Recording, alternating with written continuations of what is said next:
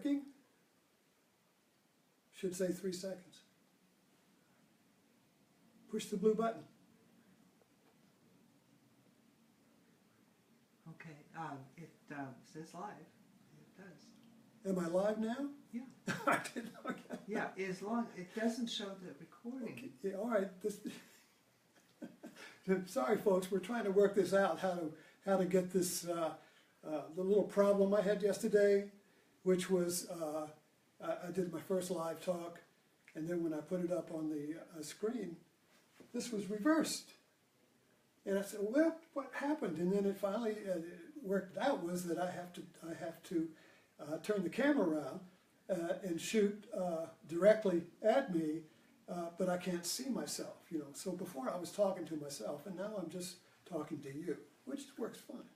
And it's a good thing that happened because I found out that a friend of mine, my director who's here, pointed out that I'd misspelled puzzle. But since it was reversed yesterday, nobody noticed. So that's good. Okay, we're back at Buddha's in Your Landfill. And I'm going to be putting this show on every day at 10 o'clock. So I hope that you tune in. And if you don't, you can go to, you can pick it up on the timeline or on my page, Buddha's in Your Landfill, or on my website, To Kill a Minotaur. So it'll be in 3 places. Or if you don't like those 3 places, you can go to YouTube and it'll be on my account there. Okay. So we're getting really covered here. And by the way, it'll be on Twitter. Here I am, 80 years old, and I'm so wired up I can't move. Okay. So yesterday, now that we can read this, I'll put this back up. And I realized this morning that I'm going to bring back my little stick figures that I have used in the past to illustrate some abstract thoughts and to tell a story with. So I'm going to bring my little stick men back to help us tell this story. And again, for those of you who are just coming in, Buddha's in Your Landfill is a metaphor for finding insight and diamonds in your own backyard, which is the landfill of recycled life, you see. So we're trying to stop the recycling of our life and create our life anew. And so one way of looking at our life or landfill or particular situations is that it's a puzzle, which I spelled right now. So when our life feels like a puzzle, no matter how we try, we can't put it back together again. We need insight. We need to find a Buddha in this landfill. Okay. So these are already prepared, so I'm going to take this down so I don't have to spend time. All right, so let's talk about yesterday's Buddha. Now, what I mean by yesterday's talk had 2 metaphors, or 2 Buddhas, insights that contributed to the talk that were in my landfill. And the first one was I had been meditating on the Super Bowl. And when the Super Bowl ended, I realized that it was the change in Tom Brady's intention that turned the game. So the first half of the game was created by the Falcons' intention, and then something shifted during halftime, and when the Patriots came out, the game had shifted. So Tom Brady's intention, looking at it from this way, Tom Brady's intention created the second half of the game. And when your intention is in charge, you have timing. The whole world is working with you. That everything that happens then works for you. So, for instance, yesterday, my intention was to have a talk. What am I going to use for my metaphors? Well, the first one was the intention of Tom Brady, because yesterday's talk was on the power of intention. And then the second metaphor happened right before I gave the talk, which was I took my my mother's Buick that I inherited to the shop because it had wobbles in the front wheels, and so I had it was the tires, I had the wobbles taken out. Well, we all understand this. When your car is out of a line, you get wobbles in the wheel or it drifts.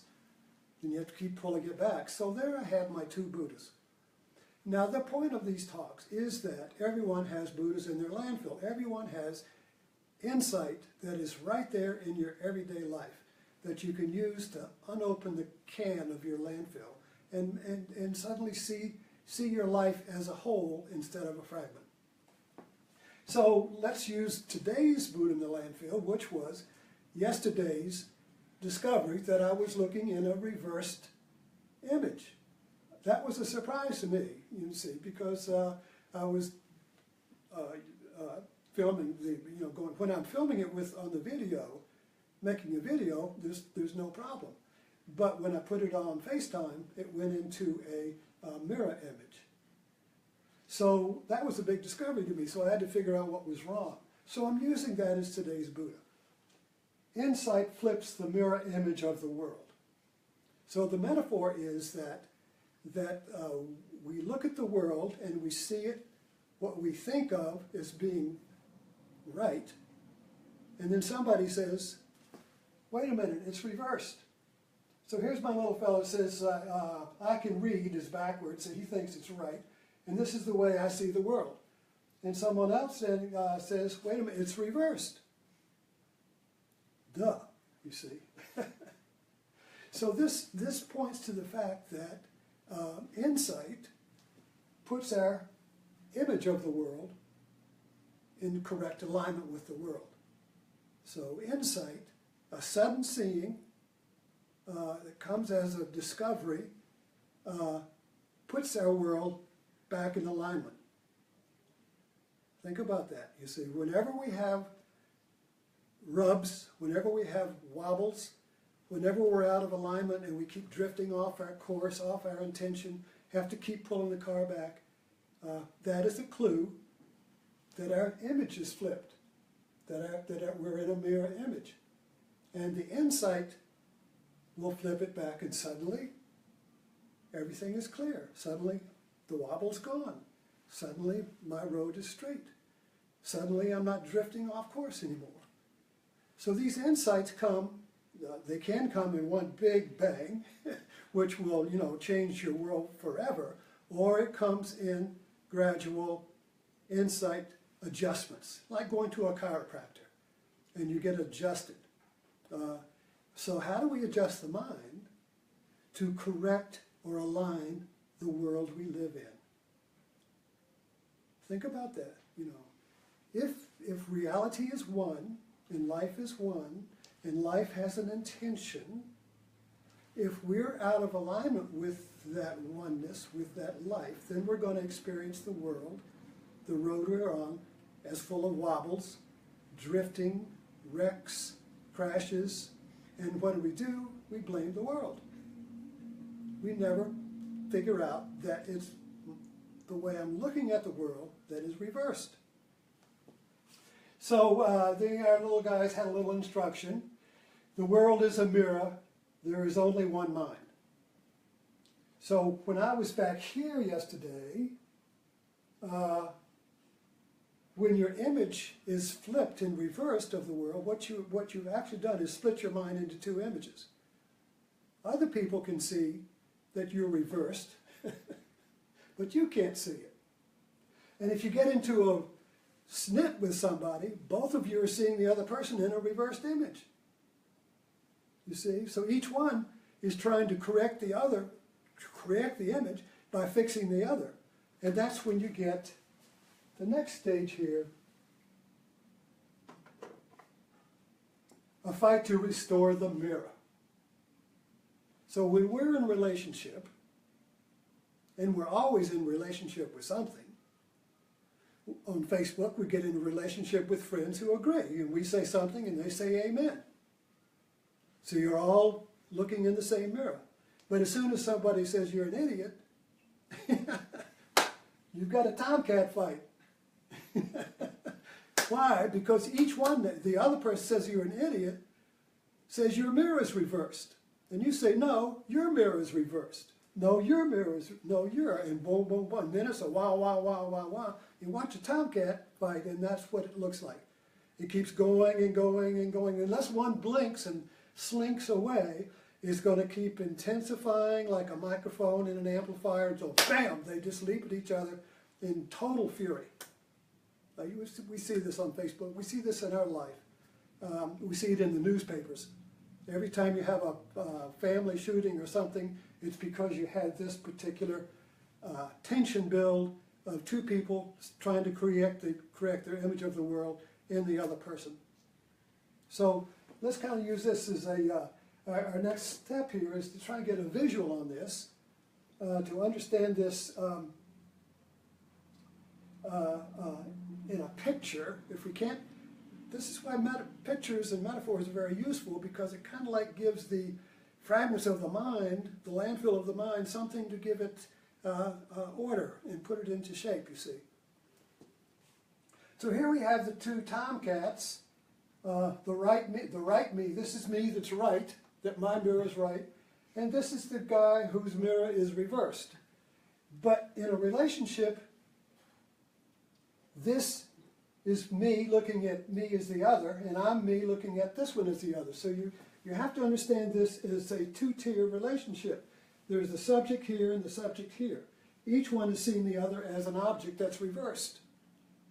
Each one is seeing the other as wrong. Each one is seeing the other as a flipped image. So now you've got, and there can only be one reality. There can only be one world. There can only be one mind. You see, so they're going to fight like Tomcats in order to correct the image. But each one is trying to correct the other image. But it's the insight, oh, and this creates tremendous energy. You can see this on Facebook. I know a lot of times I'll have a thread and it'll be a nice rational discussion and two people will get into an argument there and it'll start building and building and the whole thread gets sucked into it like a vortex, you know, and you can't stop it. You'll go in there and say, well, listen, fellas, so this is rational. They don't want to hear it. They just want to keep going, and they want, the energy is building and building and building, and the energy in a Tomcat fight can only go two ways. It can go towards a creative insight, aha, I see what we're doing, or it can go into violence. And in the newspaper, you end up full of people who shoot the other, shoots the other Tomcat. I can't stand it any longer. I got to get this over with. Bam. Okay. And then they go to jail and say, I don't know what happened. I just went to get some gas, and the next thing I know, we were in a fight, and I shot him. I was just getting some gas. So you can see a visual. Of course, if you recognize this as the yin-yang, and when you see the yin-yang, you have to understand that it's a dynamic turning wheel. It's not a static thing. It's dynamic. Each half of the yin-yang is trying to find the one. Each half, they're going in a vortex, you see. This is like the toilet flushing. You know, you're just going to hell. You know, the turds are going around and round and round, and they're going down this vortex, you know, and they can't get out, but nobody can stop it, you see. So it's going to be a virtuous circle or a vicious circle. The virtuous circle is when the conflict leads to insight, which is creative, and the creative insight is going to be a new idea that includes both the opposites. You see, it's going to be a new world, a rebirth, a transformative idea. Aha, this is what we can do that will take the best of both sides and create a new world, rather than trying to eliminate the other side to create the world as me. So this is, I hope this stays with you, is to watch out for Tomcat love. Okay, watch out for Tomcat love. And remember to look for Buddhas in your landfill. When you get up during the day, they're going to be there if you have the intention to find them, like Tom Brady had the intention to win the Super Bowl. So thank you very much, and I'll see you tomorrow. And now we're going to have to turn this thing off. So thank you.